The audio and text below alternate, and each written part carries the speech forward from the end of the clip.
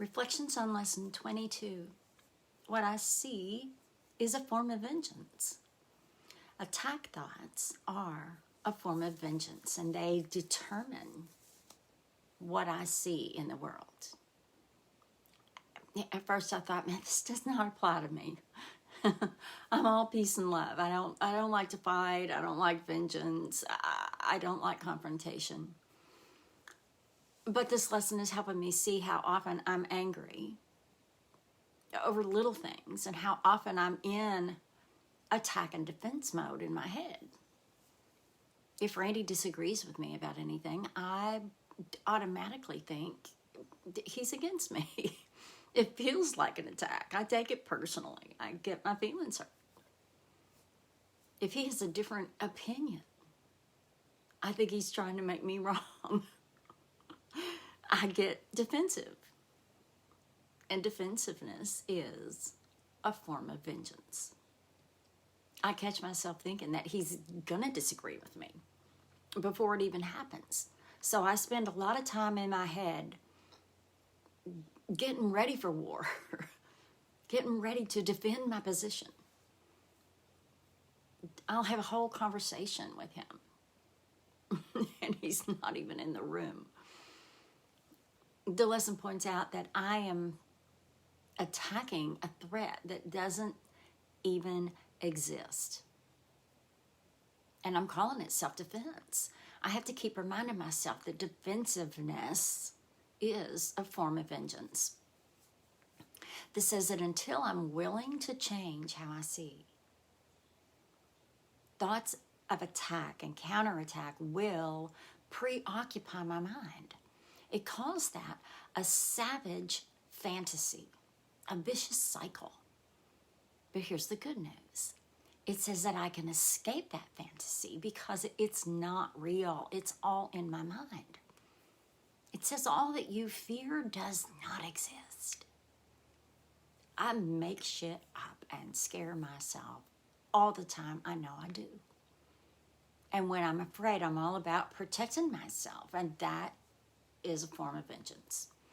These things are not easy to look at, but I'm glad that I'm watching my thoughts more carefully these days and seeing just how often I'm willing to go to war to protect myself or even just to prove a point.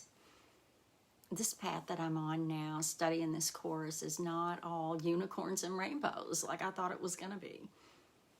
It has me looking at some hard stuff.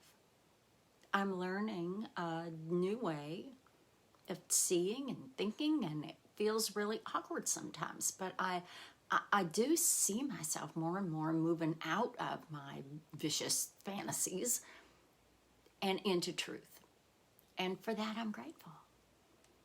The practice period has me looking around at things and bodies and saying to myself, I see only the perishable. I see nothing that will last. What I see is not real. What I see is a form of vengeance. I do get that everything I see is perishable. Everything here is temporary. Buildings will crumble and bodies will die. I get that only the eternal is real, the spirit, the soul, the oneness. I get that everything I see in physical form is at war, trying to protect itself and trying to stay alive. Nature and countries and people, all at war. What I often see in Randy is someone so different from me. Someone that I butt heads with. Someone who's separate from me, not one with me.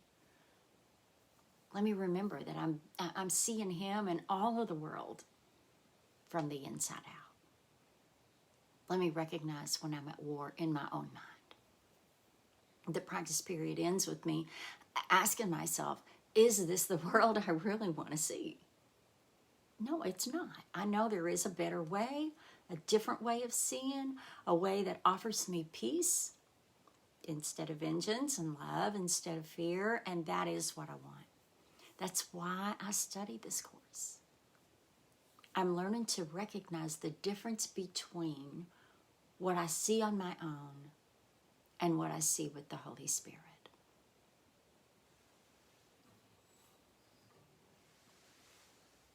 I'm going to try the guitar again.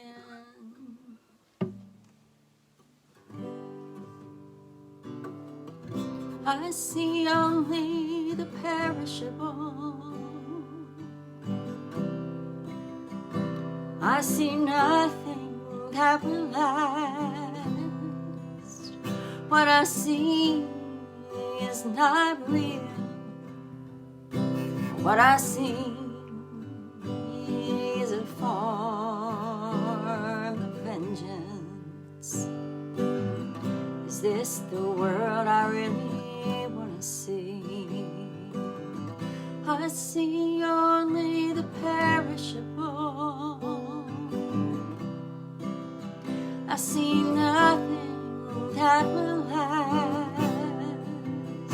What I see is not real. What I see is a form of vengeance. Is this the world I really want to see?